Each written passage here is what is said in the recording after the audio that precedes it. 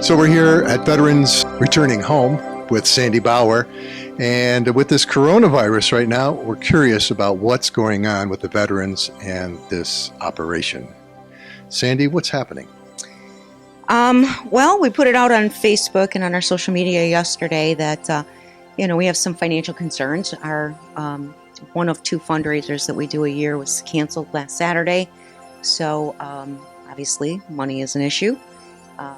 About 80% of our food comes from the Royalty House, which is a local banquet hall, but all of their events are canceled, so therefore our food source is dried up.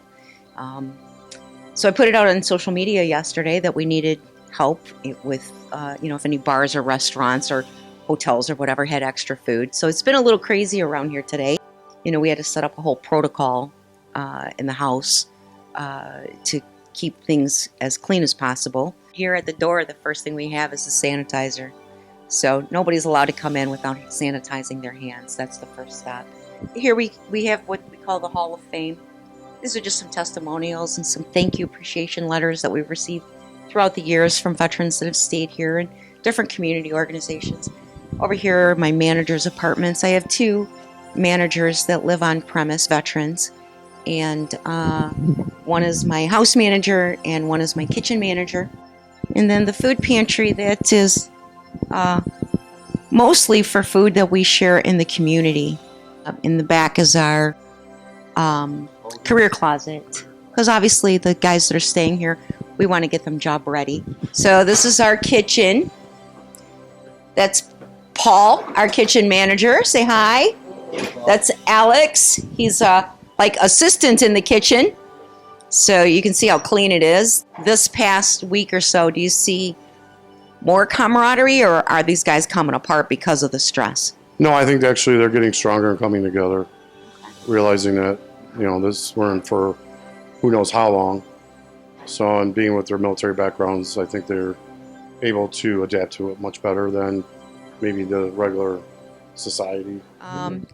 We just happen to have one of our main volunteers sitting in the dining room. Why is it that you're not afraid to come here? Because this place is well cared for. And they had a meeting last night where they went over everyone's responsibility. Every veteran, every volunteer, everyone has a responsibility to keep this place clean for everyone, for visitors as well as for those who remain here as occupants of this Veterans Returning Home. More people should know about this, and to know that there are fellow citizens who are coming to the aid of these veterans who are in a little aspect of their lives that they just need a little help, a little engagement, a little handoff, a little positive approach to get into back into their lives, and you get so much more back when you give. What do you think as far as the rest of the veterans in the house? Is everybody stressed out, or are most of the other guests here accepting and pulling together? Or there's a lot of questions going on, but we're all trying to deal with it as a unit and as a family, and everybody's talking to each other, and everybody has their own perceptions of different things that are going on in here. So, we're all accepting whatever person's view is. Right. Everybody's taking it seriously, though, exactly. Right? Oh, most definitely. These were my daughter-in-law's new husband's dogs, and my grandsons had 2 dogs. So we were able to take these dogs in and care for them while FEMA was rebuilding their house. And then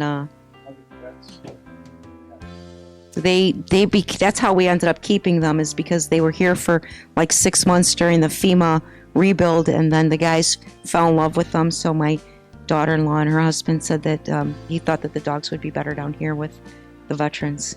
We're just publicizing wherever we can to make awareness for everyone in the house, to make sure that they stay conscious of the dangers of the coronavirus. There's always been a lot of camaraderie in this house naturally, and have you seen that it's even more camaraderie and more support amongst each other in this time of crisis?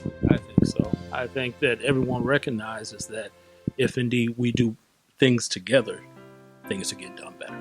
So for you, Edward, coming here, having the surgery, now and then all that physical therapy in between, right? And now working, got a good job, and you're still here.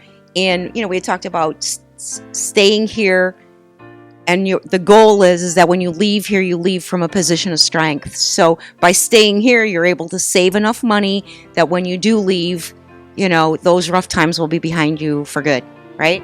Oh, yeah, that's the plan. Well, we always need help. I mean, with no government funding, this is a community effort. It takes a village. But I mean that sincerely. This is much bigger than my small team of volunteers, How can people help, and who can help?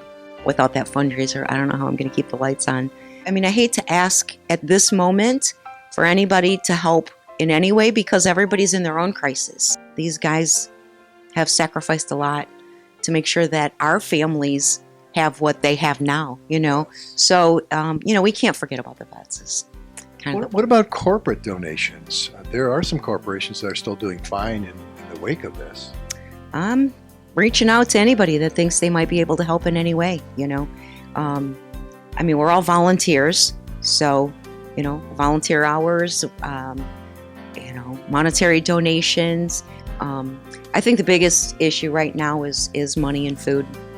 We got to keep these guys fed, and I got to keep the lights on. Well, So, another way we can help these veterans is if you're looking at this video right now, maybe you'll hit that share button into your network so other people can see the good work that Sandy and Vets Returning Home is doing.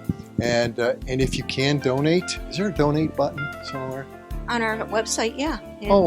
just go to our website. It's vetsreturningHome.org, and make a contribution. Help us help them. Right.